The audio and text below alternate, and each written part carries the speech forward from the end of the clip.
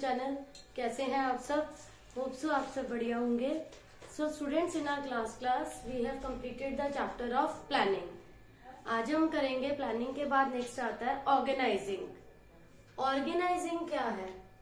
Basically it is the second function of management, जिसमें according to specialisation अलग अलग काम असाइन करते हैं हम उन पर्सन्स को जिनकी उनमें स्पेशलाइजेशन होती है। बिना स्पेशलाइजेशन के अगर हम वर्कर्स को टास्क असाइन करेंगे तो उनकी उसमें एफिशिएंसी नहीं आएगी, स्पेशलाइजेशन नहीं आएगी, तो वो पर्सन उस काम को अच्छे से नहीं कर पाएंगे। तो हमारे लिए क्या इम्पोर्टेंट है कि हम स्पेशलाइजेशन के अकॉर्डिंग काम करके जाएं। तो जरूरत क्या है हमें यहाँ पर? स्पेशलाइजेशन, ऑर्गेनाइजेशन में टास्क को डिवाइड कर दो अलग अलग ग्रुप्स में, जिससे कि उस काम को वही पर्सन करेगा जिसमें कि उसकी स्पेशलाइजेशन है। तो फर्स्ट इसमें क्या आता है, इसका मीनिंग पढ़ेंगे एंड देन हम इसकी इम्पोर्टेंस करेंगे कि ऑर्गेनाइजेशन की इम्पोर्टेंस क्या है।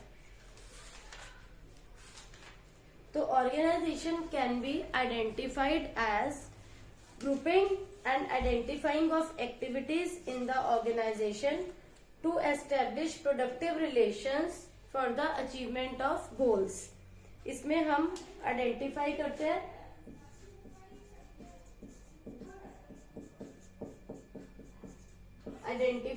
हैं फर्स्ट ऑफ ऑल, देन हम उनकी ग्रुपिंग करते हैं। It is the process of identifying and grouping of activities in the organization and bringing together of physical financial resources को एक साथ मिला जुलाकर काम पे लगाना to establish most productive relations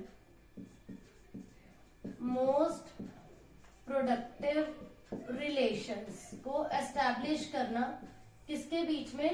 physical and human resources के बीच में, फिजिकल एंड ह्यूमन रिसोर्सेज के बीच में, दोनों के बीच में मोस्ट प्रोडक्टिव रिलेशन को एस्टैब्लिश करना है to achieve the specific goal of organisation.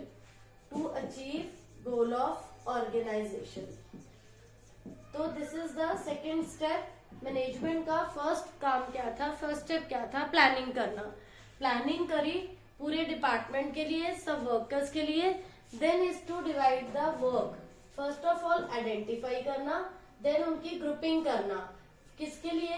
So that productive relation can be established between physical and human resources, so that organisational goal can be achieved.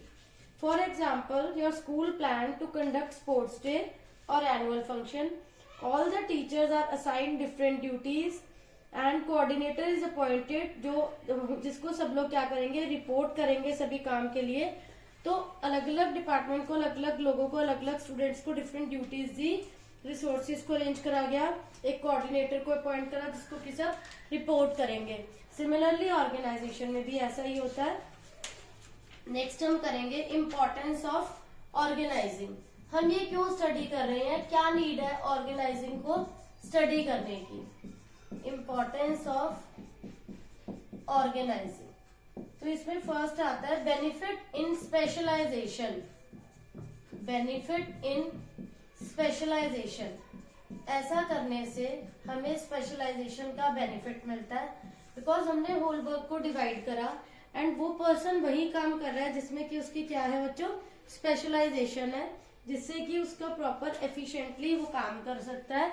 वो अपना 100% देता है बिकॉज उसको काम की प्रॉपर नॉलेज है। Then is the clarity in working relationship.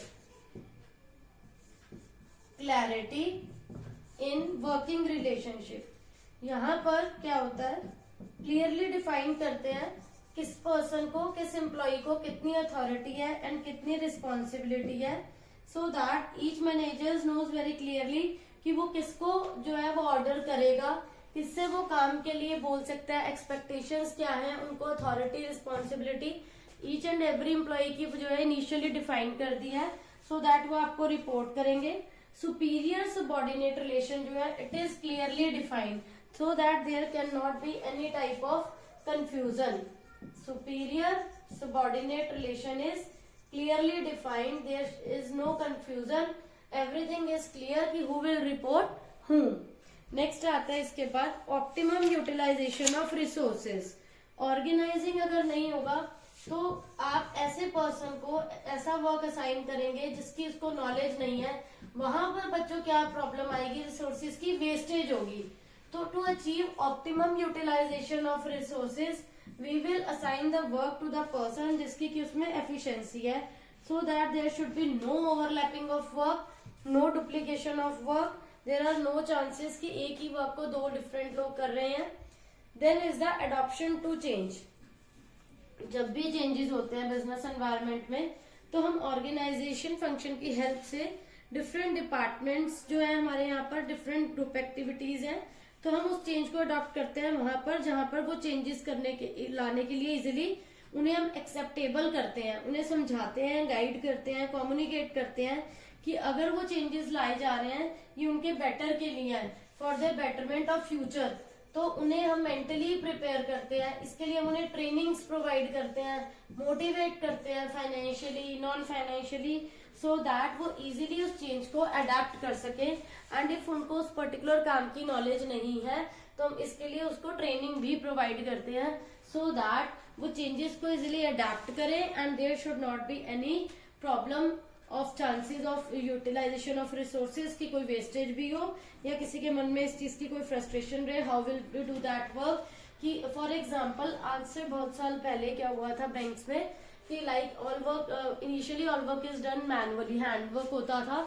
Then एक new change आया गवर्नमेंट की साइड से कि लैपटॉप्स प्रोवाइड करे गए सब बैंक एम्प्लॉइज को.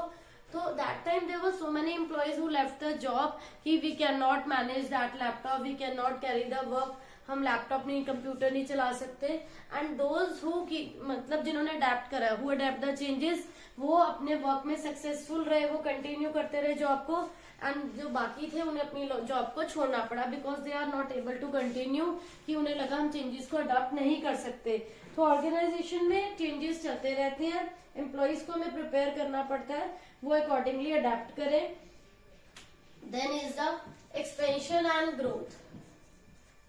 जब हम प्रॉपर वर्क को डिवाइड कर देते हैं, एम्प्लॉइज को डिवीजन ऑफ वर्क हो जाता है, यूनिटी ऑफ कमांड है, यूनिटी ऑफ डायरेक्शन है, रिसोर्सेज की वेस्टेज नहीं होगी, there are chances of expansion and growth of firm. वहां पर पूरे चांसेस है कि फर्म की एक्सपेंशन हो सकती है, फर्म की ग्रोथ हो सकती है, बिकॉज आपने ऐसे पर्सन को काम दिया जिसको उसकी पूरी नॉलेज है. Then is the development of personnel. यहाँ पर क्या है, डिसेंट्रलाइजेशन में आप क्या करते हैं, जो मैनेजर है उन्हें लगता है कि जो वर्कर्स हैं उनको भी अथॉरिटी एंड रिस्पॉन्सिबिलिटी मिलनी चाहिए. They are equally talented people, तो हम अथॉरिटी को, रिस्पॉन्सिबिलिटी को डेलीगेट करते हैं, अथॉरिटी एंड रिस्पॉन्सिबिलिटी, जिससे उन्हें लगे they are also an important part of the firm. And side by side जो है मैनेजर का जो वर्कलोड है वो भी रिड्यूस होता है अथॉरिटी रिस्पॉन्सिबिलिटी को असाइन करने से. तो उससे क्या है, सबकी अपने अपने लेवल पर पर्सनालिटी डेवलप होती है. मैनेजर का वर्कलोड कम हो जाता है, मैनेजर अपने मोर इम्पोर्टेंट जो भी वर्क्स हैं उन पे फोकस करता है. एंड जिन एम्प्लॉइज को आप रिस्पॉन्सिबिलिटी देते हैं वो अपने न्यू इनोवेटिव आइडियाज लेकर आते हैं, न्यू टेक्नोलॉजीज जो भी चाहिए कंपनी में. इससे क्या है, वर्कर्स का वर्कलोड भी कम हो जाता है एंड वो अपने फुल पोटेंशियल से भी काम करते हैं. साइमल्टेनियसली जो एम्प्लॉइज है उनका मोरल भी बूस्ट होता है, उनको भी लगता है कि we are an important part of the firm. तो यहाँ पर बच्चों ये सब पॉइंट्स जो है ये इम्पोर्टेंस थे किसकी, ऑर्गेनाइजिंग कि. अगर हम काम को पहले आइडेंटिफाई करते हैं सबको, देन हम ग्रुपिंग करते हैं. तो इस टाइप से ये जो मैंने आपको बताया इस स्टेप्स की ऑर्गेनाइजेशन की ग्रोथ होती है, क्लैरिटी इन रिलेशनशिप आता है, स्पेशलाइजेशन मिलती है, अडेप्टेशन टू चेंज. नाउ इसके बाद मैं आपको कराऊंगी कि ऑर्गेनाइजिंग का प्रोसेस क्या है. तो अब हम इसके बाद करेंगे ऑर्गेनाइजिंग प्रोसेस कि इसका प्रोसेस कैसे वर्क करता है, उसके स्टेप्स क्या है. तो फर्स्ट इसमें आएगा identification and division of work. Steps में फर्स्ट आता है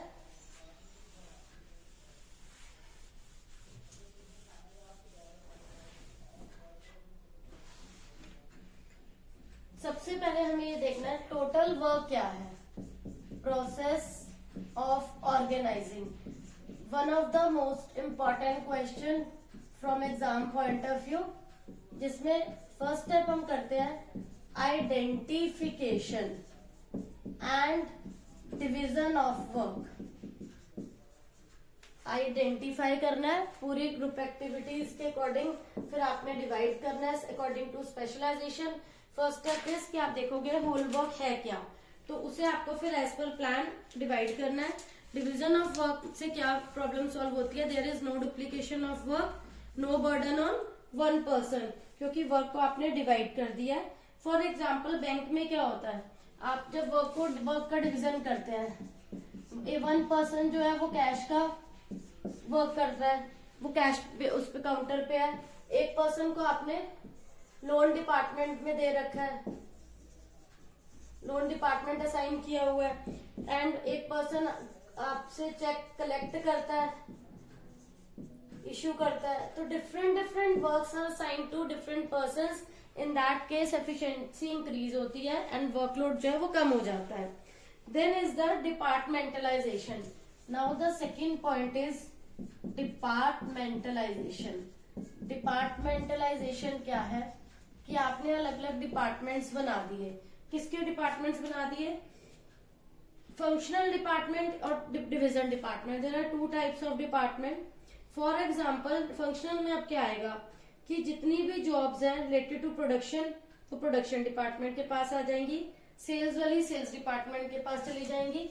to types of departments are there, one is functional, another is divisional.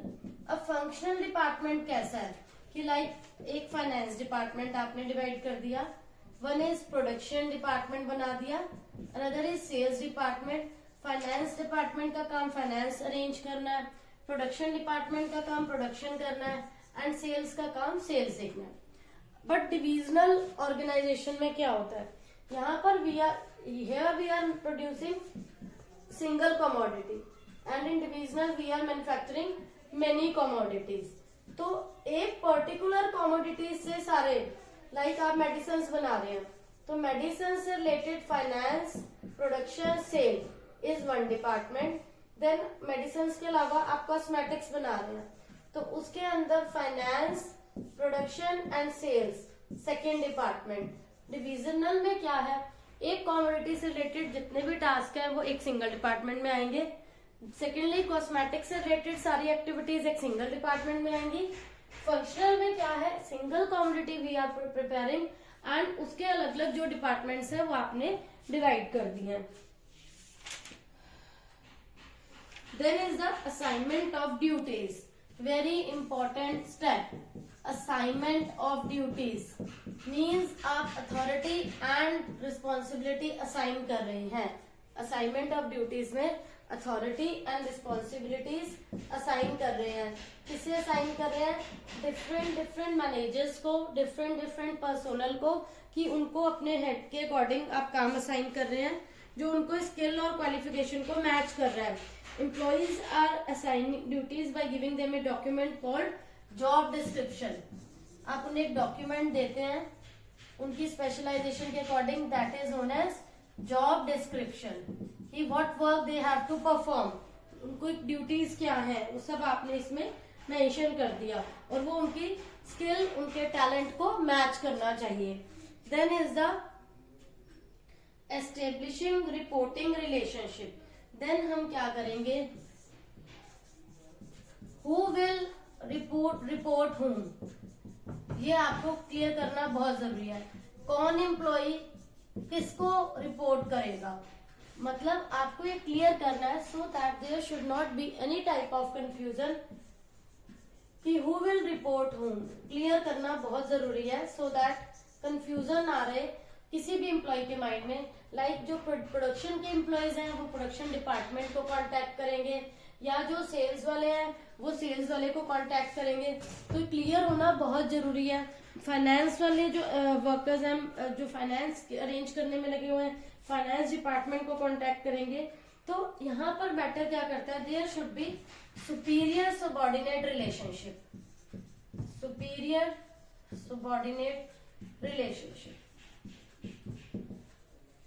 आपको ये क्लियर करके चलना है कौन किसको कांटेक्ट करेगा। क्या करा आपने, डिफरेंट डिपार्टमेंट्स में वर्क असाइन कर दिया। अब हर वर्कर को उसकी जॉब पता है। इसके बाद असाइनमेंट ऑफ अथॉरिटी अगर आप दे रहे हैं, इससे उनका रिलेशनशिप अच्छा होता है, क्योंकि आप रिस्पॉन्सिबिलिटी इनिशियली दे चुके हैं। Responsibility and authority goes hand in hand. ऐसा नहीं होता आपने responsibility they the and authority नहीं दे रहे, तो उस केस में काम अच्छा से नहीं होगा। दोनों चीजें जो है साइड बाय साइड चलेंगी। Individual of higher authority become superior बनता है and lesser authority become subordinate. तो अब आप यहाँ स्टैब्लिश कर रहे हैं, तो हायरार्की में क्या हो रहा है, एक principle of scalar chain follow होगा कि कौन किसको कॉन्टैक्ट करेगा। जिसके पास मैक्सिमम अथॉरिटी है उसे आप टॉप लेवल मैनेजर कहते हैं, जिसके पास कम है उसे आप क्या कहते हैं, मिडिल लेवल, एंड जिनके पास सबसे कम अथॉरिटी है वो लोअर लेवल। तो आप यहाँ क्लियर कर देते हैं अथॉरिटी एंड रिस्पॉन्सिबिलिटी किसको कितनी मिली है एंड कौन किसको कॉन्टैक्ट करेगा।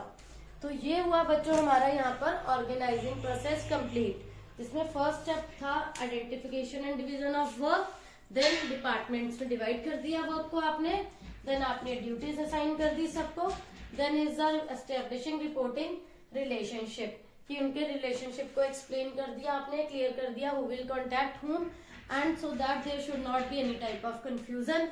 Unity of command, unity of direction can be follow. तो बच्चों यहाँ पर हमारा ऑर्गेनाइजिंग प्रोसेस कंप्लीट होता है। तो आज हमने करे बच्चों दो टॉपिक्स ऑर्गेनाइजिंग में, importance and process. Next class में मैं आपको करवाऊंगी फंक्शनल स्ट्रक्चर क्या है, डिविजनल स्ट्रक्चर क्या ऑर्गेनाइजेशन में, एंड फॉर्मल इनफॉर्मल ऑर्गेनाइजेशन क्या होता है। तो होप सो बच्चों आप सबको ये टॉपिक्स क्लियर हो गए होंगे, कोई डाउट नहीं होगा। Still you are having any doubt, please ask in comment section. Thank you.